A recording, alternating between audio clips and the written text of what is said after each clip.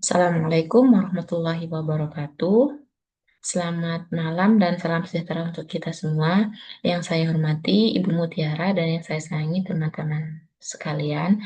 Perkenalkan saya Yulia Fadila Sinaga dari AK203 dengan NIM 240301020011 akan mempresentasikan jawaban UAS Ekonomi Makro. Pada kesempatan kali ini, saya mengambil sesi 12 dan sesi 15, Bu.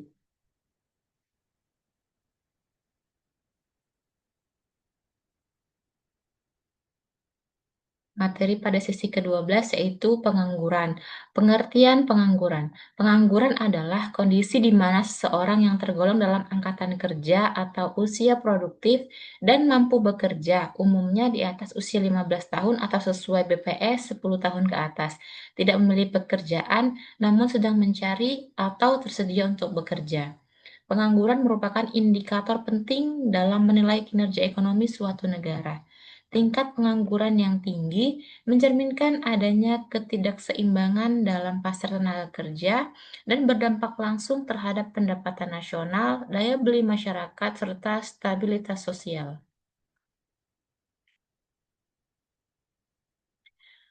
Konsep dasar terkait tenaga kerja. Penduduk artinya adalah semua orang yang tinggal di suatu wilayah. Penduduk usia kerja artinya umumnya 15 tahun ke atas atau 10 tahun ke atas menurut BPS. Angkatan kerja adalah penduduk usia kerja yang sedang bekerja atau aktif mencari kerja. Bukan angkatan kerja, yaitu penduduk usia kerja yang tidak bekerja dan tidak mencari kerja, misalnya pelajar, ibu rumah tangga, pensiunan. Setengah menganggur yang artinya mereka yang bekerja kurang dari 35 jam per minggu dan ingin bekerja lebih.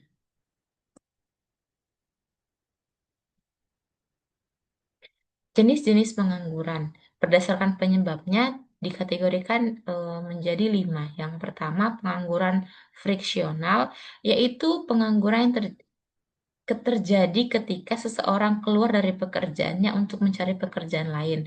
Contoh, lulusan baru atau pekerja yang pindah karena ketidakcocokan tempat kerja. Yang kedua, pengangguran struktural, disebabkan perubahan dalam struktur ekonomi dan teknologi. Contohnya, buruh pabrik yang tidak memiliki keterampilan digital. Yang ketiga, pengangguran siklis atau siklikal, terjadi saat aktivitas ekonomi sedang lesu atau resesi. Contoh, PHK massal karena krisis ekonomi. Yang keempat adalah pengangguran teknologi. Terjadi ketika pekerjaan manusia digantikan oleh mesin atau otomatisasi. Contohnya, kasir diganti oleh mesin self-service. Yang kelima, pengangguran musiman. Terjadi pada waktu-waktu tertentu. Contoh, petani saat musim panen telah berakhir. Berdasarkan waktu kerjanya ada 3, yaitu pengangguran terbuka atau tidak bekerja sama sekali. Yang kedua, setengah menganggur, bekerja kurang dari 35 jam per minggu. Dan yang ketiga adalah pengangguran terselubung, terlibat dalam pekerjaan tetapi tidak produktif sepenuhnya karena kelebihan tenaga kerja. Menghitung tingkat pengangguran dengan rumus tingkat pengangguran sama dengan jumlah penganggur dibagi dengan jumlah angkatan kerja dikali dengan 100%. Nah, dampak pengangguran terhadap perekonomian, yang pertama, menurunnya pendapatan per kapita. Yang kedua, bertambahnya kemiskinan. Yang ketiga, meningkatnya beban sosial pemerintah. Dan yang keempat, potensi meningkatnya kriminalitas dan ketidakstabilan sosial. Hubungan antara inflasi dan pengangguran. Kurva Phillips menunjukkan hubungan negatif jangka pendek antara inflasi dan pengangguran. Yang pertama, saat pengangguran rendah, maka inflasi cenderung tinggi. Nah, yang kedua, saat pengangguran tinggi, maka inflasi cenderung rendah. Namun, dalam jangka panjang, hubungan ini bisa melemah karena adanya ekspektasi inflasi, kebijakan moneter, dan ketidakpastian pasar. Kebijakan mengatasi pengangguran. Yang pertama, kebijakan fiskal, yaitu meningkatkan pengeluaran pemerintah misalnya dengan membangun infrastruktur untuk membuka lapangan pekerjaan.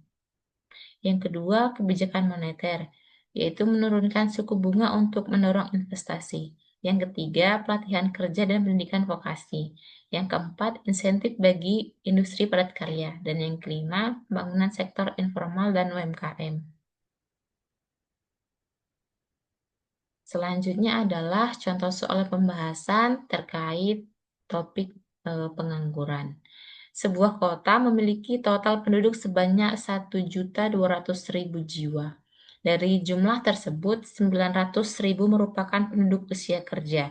Dari penduduk usia kerja, 750.000 adalah angkatan kerja. Di antara angkatan kerja, 600.000 orang telah bekerja dan sisanya menganggur. Nah, ada 3 pertanyaan. Yang pertama, berapakah jumlah penganggur? Yang kedua, hitunglah tingkat pengangguran di kota tersebut. Yang ketiga, jelaskan satu dampak sosial dan satu dampak ekonomi dari tingkat pengangguran yang tinggi. Jawabannya, yang pertama, penganggur sama dengan angkatan kerja yang dikurang yang bekerja, di mana 750.000 dikurangi dengan 600.000, yaitu 150.000 orang yang disebut penganggur. Yang kedua, tingkat pengangguran, yaitu penganggur dibagi dengan angkatan kerja, di mana 150.000 orang dibagi dengan 750.000 dan dikali dengan 100%, yaitu hasilnya 20%. Yang ketiga, dampak sosial, meningkatnya kriminalitas pasti, karena ketika pengangguran tidak punya penghasilan, pasti secara otomatis akan meningkatkan kriminalitas. Dampak terhadap ekonomi adalah menurunnya konsumsi rumah tangga sehingga pertumbuhan ekonomi melambat. Sekian pemaparan sesi 12 tentang pengangguran, Ibu. Selanjutnya adalah pemaparan materi sesi ke-15 dengan topik kurs valuta asing. Pengertian kurs valuta asing. Kurs valuta asing atau exchange rates adalah nilai tukar antara mata uang suatu negara dengan mata uang negara lain. Kurs ini menunjukkan seberapa banyak mata uang domestik yang diperlukan untuk memperoleh satu unit mata uang asing. Misalnya, jika 1 US dollar setara dengan 15.000, maka untuk membeli 1 dolar Amerika Serikat, seseorang harus menukarkan uang sebanyak 15.000. Nilai tukar sangat penting dalam kegiatan ekonomi, terbuka karena mempengaruhi harga barang ekspor dan impor, keputusan investasi, daya beli internasional, hingga stabilitas ekonomi makro suatu negara. Jenis sistem kurs. Dalam praktiknya, sistem kurs yang diterapkan oleh suatu negara dapat berbeda-beda. Pertama, sistem kurs tetap atau fixed exchange rate adalah sistem di mana pemerintah atau bank sentral menentukan dan menjaga nilai tukar pada tingkat tertentu. Jika terjadi tekanan dari pasar yang menyebabkan kurs berubah, bank sentral akan melakukan intervensi seperti membeli atau menjual mata uang asing agar kurs tetap stabil. Yang kedua, sistem kurs mengambang atau floating exchange rate adalah sistem di mana nilai tukar ditentukan oleh kekuatan pasar, yaitu permintaan dan penawaran valuta asing tanpa campur tangan pemerintah secara langsung. Yang ketiga, sistem kurs mengambang terkendali atau managed float merupakan sistem kombinasi di mana kurs dibiarkan mengambang namun bank sentral sesekali melakukan intervensi untuk mencegah fluktuasi yang terlalu ekstrim. Selanjutnya, faktor-faktor yang mempengaruhi kurs. Yang ada 5. Yang pertama, suku bunga relatif.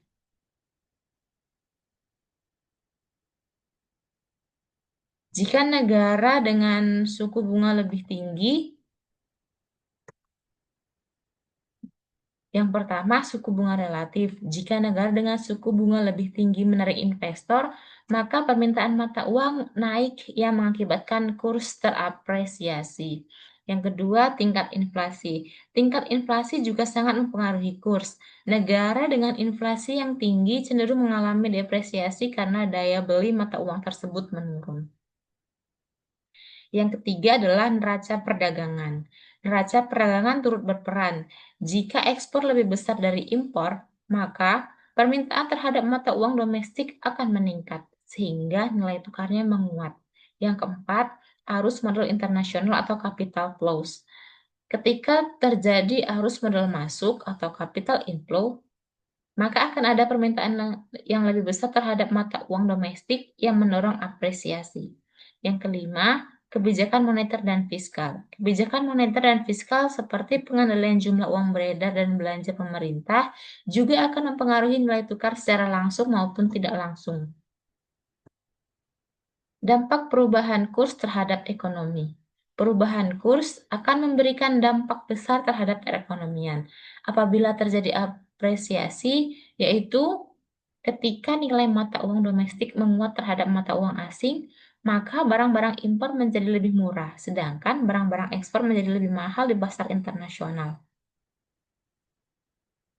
Hal ini dapat mengurangi ekspor dan meningkatkan impor, sehingga neraca perdagangan bisa defisit. Sebaliknya, jika terjadi depresiasi atau pelemahan mata uang domestik, maka barang ekspor menjadi lebih murah dan lebih kompetitif di luar negeri, sehingga meningkatkan ekspor dan menekan impor.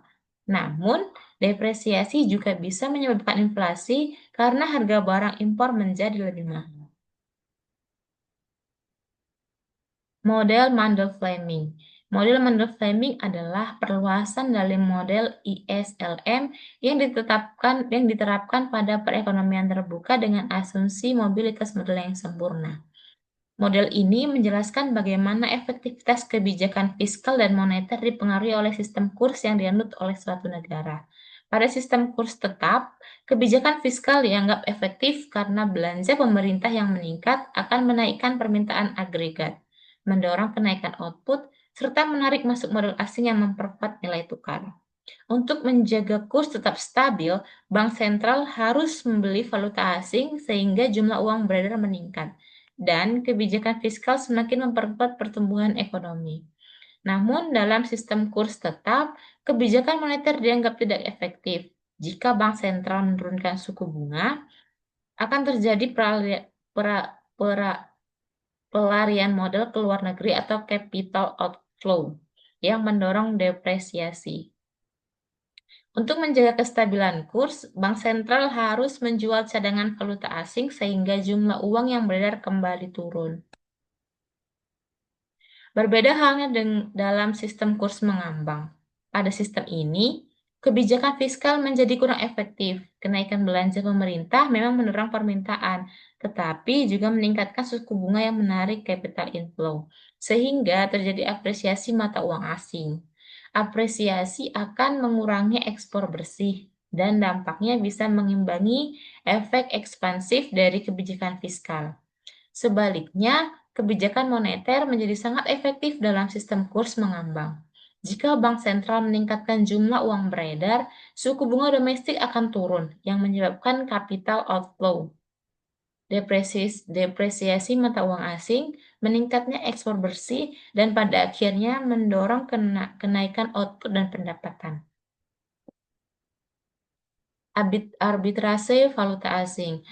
Arbitrase adalah tindakan membeli valuta asing di satu pasar dengan harga murah dan menjualnya di pasar lain dengan harga lebih tinggi untuk memperoleh keuntungan tanpa resiko. Contohnya, jika nilai tukar 1 US dollar adalah 15.000 di Jakarta dan 15.200 di Singapura, maka seorang dapat membeli dolar di Jakarta dan menjual di Singapura untuk memperoleh keuntungan sebesar 200 rupiah per dolar. Dalam praktik nyata, arbitrase ini dilakukan secara cepat oleh para trader untuk mengejar selisih kurs dan seringkali menyebabkan pasar bergerak menuju keseimbangan baru. Pengaruh kurs terhadap neraca pembayaran. Kurs valuta asing mempengaruhi neraca pembayaran melalui dua saluran utama, yaitu transaksi berjalan dan transaksi modal. Ketika nilai tukar domestik mengalami depresiasi, maka harga barang ekspor menjadi lebih murah dan volume ekspor cenderung meningkat. Di sisi lain, harga barang impor menjadi lebih mahal sehingga permintaan terhadap impor menurun. Kombinasi ini dapat memperbaiki neraca transaksi berjalan. Sementara itu, apresiasi dapat menyebabkan nilai ekspor menurun dan nilai impor meningkat, yang berpotensi memperburuk neraca perdagangan. Pada sisi lain, arus masuk modal yang tinggi dapat memperkuat kurs tetap tetapi juga menyebabkan ketergantungan pada dana asing. Sesi yang ini adalah, sesi soalan pembahasan. Negara X memiliki sistem kurs mengambang dan tingkat suku bunga dalam negeri sebesar 6%. Karena tekanan inflasi, Bank Sentral menaikkan suku bunga menjadi 9%. Pada saat yang sama, suku bunga global tetap di 5%. Akibatnya, terjadi aliran masuk modal asing atau capital inflow dan apresiasi nilai tukar. Pertanyaannya adalah, apa yang terjadi pada nilai tukar mata uang domestik akibat perubahan ini? Jelaskan alasannya. Yang kedua, bagaimana dampak apresiasi terhadap neraca perdagangan negara X. Dan yang ketiga, menurut model Mandel Fleming, apakah kebijakan moneter dalam sistem kurs mengambang ini efektif atau tidak? Dan jelaskan. Yang pertama, nilai tukar terapresiasi karena suku bunga domestik yang lebih tinggi menarik investor asing yang meningkatkan permintaan terhadap mata uang negara X. Yang kedua, apresiasi membuat barang domestik lebih mahal di pasar internasional yang menyebabkan ekspor menurun, sementara impor naik, sehingga neraca perdagangan akan memburuk. Yang ketiga, dalam sistem kurs mengambang, kebijakan moneter ekspansif, misalnya penurunan suku bunga efektif karena mendorong depresiasi dan ekspor. Namun dalam kasus ini justru terjadi pengetatan atau kenaikan suku bunga. Maka efeknya bisa kontraktif terhadap ekspor dan pertumbuhan. Jadi tergantung arah kebijakan dan tujuan ekonominya. Baiklah Ibu Muti, sekian presentasi, jawaban UAS dari saya Yulia pada yang mengambil sesi 12 dan ke-15 terkait topik pengangguran dan kurs valuta asing. Sekian dari saya Bu, saya juga mohon feedback dari Ibu agar ke depannya saya bisa lebih baik lagi. Terima kasih. Assalamualaikum warahmatullahi wabarakatuh.